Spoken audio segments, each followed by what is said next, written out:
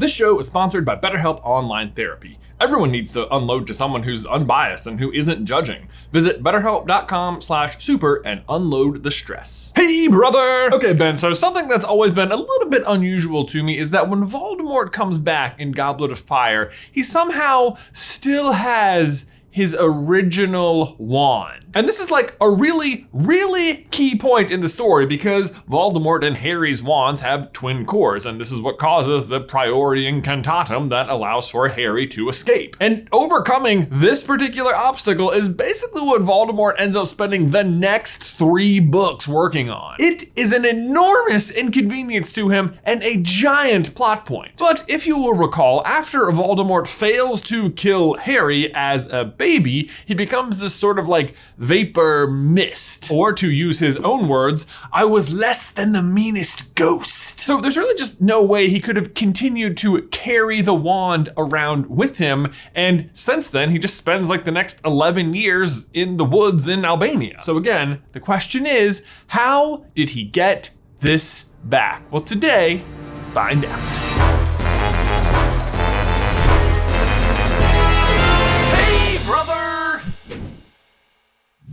Guys, before we dive on into today's video, we need to give a huge thank you to today's sponsor, HelloTushy.com. Look, you guys, the holidays are fast approaching, and that means we're all looking for that one super memorable, meaningful, and yet also useful gift. One that's a fun tech gadget, but also eco-friendly, and one that sprays your butt with water. Wait, what? Enter the Hello Tushy bidet. Look, I can tell you guys from experience, you give someone one of these as a gift, it's gonna be a fun conversation topic. And best of all, it's super affordable. The Hello Tushy bidet comes in at just $79 and doesn't require any additional electricity or plumbing. It just snaps onto your existing toilet. And because it cuts down on toilet paper usage by 80%, it'll pay for itself in just months. Well, unless you're giving it as a gift, in which case that person will be saving the money, but you will still be left with the wonderful and indescribable feeling that is giving someone a bidet. And look, I have to tell you guys, our offices and homes are outfitted with these things and they truly are a game changer. But in the event that you don't love it, there is also a 60-day risk-free guarantee and a 12-month warranty. Our viewers can head to HelloTushy.com/super to get 10% off their order today. That's a special offer just for our viewers, HelloTushy.com/super. One more time, HelloTushy.com/super, 10% off. Link is in the description down below. Voldemort's Yew Wand. I cannot stress enough how big a deal it is that he uses this particular stick of wood against Harry in the graveyard. Because upon winning this duel, Harry becomes basically invincible against Voldemort, as long as he's still using his Holly Wand. We of course learned super early on from Ollivander that Harry and Voldemort share twin cores in their wands. The phoenix,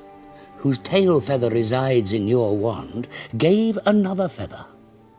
Just one other. Then in Goblet, Dumbledore tells us what happens when a wand faces its brother. They will not work properly against each other. If, however, the owners of the wands force the wands to do battle, a very rare effect will take place. One of the wands will force the other to regurgitate spells it has performed in reverse. The most recent first, and then those which preceded it. But that is not the end of it, because apparently the other side effect from that duel is that Harry's wand absorbed some of Voldemort's power and made his wand like extra powerful, specifically against Voldemort. And in case you're like, wait, what? I don't remember that. That's actually what accounts for the golden fire his wand produces during the Battle of the Seven Potters in Deathly Hallows. Hilariously though, if Voldemort had used really any wand except this one against Harry in the graveyard, he might have ended up just killing him right there. Well, minus the fact that Voldemort also took Lily's sacrifice into himself via Harry's blood like 10 minutes earlier, but who's counting? I mean, I guess Voldemort would have learned about the whole Lily's sacrifice protection living on a lot earlier if he'd used a different wand. Not that he could do anything about it, mind you. Also, if he'd killed Harry there, he would have just destroyed that piece of his soul inside of Harry at the same time, so he would have ended up destroying one of his Horcruxes the moment he came back. I guess if he recognized that problem, maybe he would have succumbed and just let somebody else kill Harry, which totally would have worked, and maybe then he would have won. Really, it doesn't matter. I think you get the point. The use of this wand is huge. But like, how on earth does he even still have it? Where did he get it? Was it just like chilling in Godric's Hollow since the time he tried to kill Harry? Actually, yes. In fact, I think that almost has to be the case. You know what always bothered me is how Voldemort holds his wand. He's like, Avada Kedavra, Avada Kedavra. This is not effective. Avada Kedavra.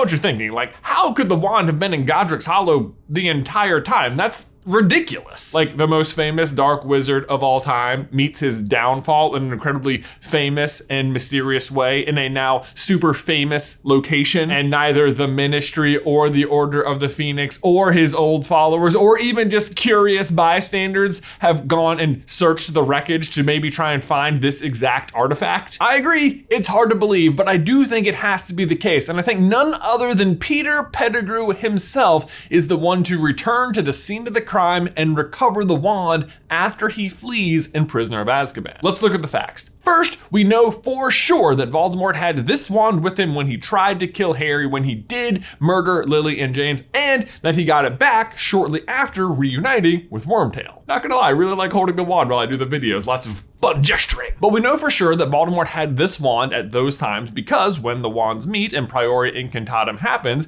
it regurgitates all of the past spells. And those spells date all the way back to killing Lily and James and then jump forward in time to when he killed Bertha Jorkins. So the same wand, this wand, was definitely used in all of those murders. And that might have been a given, but the real question is, how can we be sure that the wand remained at Godric's Hollow? How do we know he didn't bring it with him to Albania or something? Is there any way we can be sure he didn't have a way to transport it after he failed to kill Harry? Well, again, he claims he was less than the meanest ghost, but I think the real proof is that when Quirrell meets him, he definitely does not have the wand. Because even though him and Quirrell are sharing a body and he has some kind of physical form, he is still making Quirrell use Quirrell's wand. And we can be certain about that because no spells show up during Priori Incantatem from that time period. It also seems to me that if Voldemort had access to his wand, he 100% would have had it with him because he did assume he was going to be getting a new body. And if he had succeeded and did get a new body, you know he would have immediately wanted his wand. I mean, literally, the first thing he does after he does come back, after having Wormtail robe him, of course, is caress his wand and then use it to throw Wormtail against the tombstone. Why do his followers follow him? So he loses the wand when he tries to attack Harry and then doesn't have access to it again until 13 years later when Wormtail shows up. Seems pretty reasonable to me then that Wormtail is the one to go and recover it, which means Wormtail also had to know where to look to find it. And Wormtail would have some serious motivation here because when he flees in Prisoner of Azkaban, it's because he thinks Sirius or Remus will kill him if they find him, if not just turn him into the Dementors. But we also know that Peter is afraid to reveal himself to Lord Voldemort for fear of his retribution. I mean, after all, it is Peter's information that led directly to Lord Voldemort's downfall. So what is a sneaky rat to do? Well, of course, return to Lord Voldemort, but avoid his retribution by bringing him a gift, his old wand. And Wormtail, of all people, would know exactly where to look because he was the one entrusted with the Potter's address as a secret so long ago. And honestly, when I was first looking into this, I thought this was going to be like a really elegant solution for why Peter and nobody else could actually recover the wand. That of course nobody else was going to be able to go search the wreckage because of the Fidelius charm, but Peter would be able to because he was the secret keeper. But as elegant as that might have been, we know this just isn't true. I mean, for one, Hagrid and Sirius show up at the Potters just hours after the murder takes place to,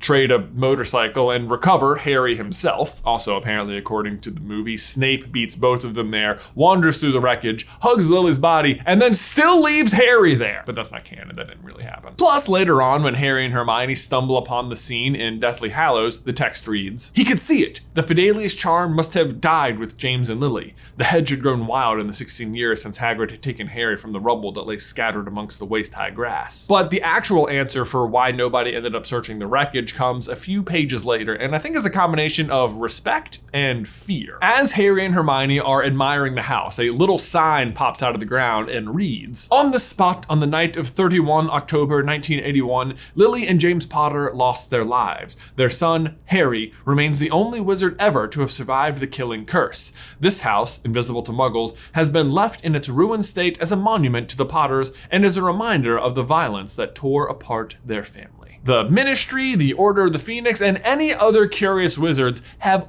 all mutually agreed to leave the house in its completely ruined state out of nothing more than respect and honor to the Potters." Death Eaters, on the other hand, I imagine stayed away out of fear or else just common sense. Because after Voldemort fell, the better known Death Eaters were all rounded up and put in Azkaban, and the ones who avoided that fate did so by lying about their true allegiance. And somehow I think milling around the Potters' old house and searching through the wreckage would have looked just a tad too suspicious, especially since the house is right in the middle of one of the wizarding villages of Britain. And besides that, most of them probably didn't even assume that Voldemort was ever coming back again anyway. Wormtail, on the other hand, has the unique ability to disguise himself as a rat and is about as disrespectful as any human could possibly be. "Sorry, James, about giving away the location of your house and getting you and your wife murdered. Don't mind me as I just search the wreckage for the murder weapon so that I can return it to the murderer." Seems right up his alley, doesn't it? Also, just to clear up any other possible loose ends, it does have to be Wormtail and not Barty Crouch Jr. Certainly Barty is way more capable than Wormtail and probably equally disrespectful, but the only way Voldemort and Wormtail found out about Barty Crouch Jr. was via Bertha Jorkins, who we know they killed with the wand beforehand. In a nutshell, Voldemort tried to kill Harry, failed, lost his wand, and it remained there at Godric's Hollow for 13 years until Wormtail fled Sirius and Lupin recovered the wand and gave it to Lord Voldemort, who promptly used it to seal his own fate against Harry for the second time that night. And that is how Voldemort got his wand back. But I also have another big announcement. This Friday, November 19th at 6 p.m. Eastern, we will be hosting a trivia live stream right here on the main channel where we will be revealing this year's animal mugs. I love them so much. I cannot wait to show you guys. They do tend to go pretty quickly though, so if you want to get a good look at them and decide if you want one, try and be there at the live stream. But it is not just the animal mugs. We also have a few other extra coffee surprises that we shall be revealing as well. Don't worry, if you happen to be one of the trivia winners, you will win a big prize package of all the other stuff. And otherwise, it's just a really fun way to spend your Friday night. So hope to see you there again this Friday, 6 p.m. right here on the main channel. Good luck. As always, thank you so much for liking this video and subscribing if you haven't already. Every time you like one of our videos, a baby narwhal gets its horn. Probably. But if you want to check out my new vlog, you can check out this video right here, or if you want to go subscribe to Ben's channel, and honestly, I think you should just do both, you can click right here. But otherwise, Ben, until next time, I will see you in another life, brother.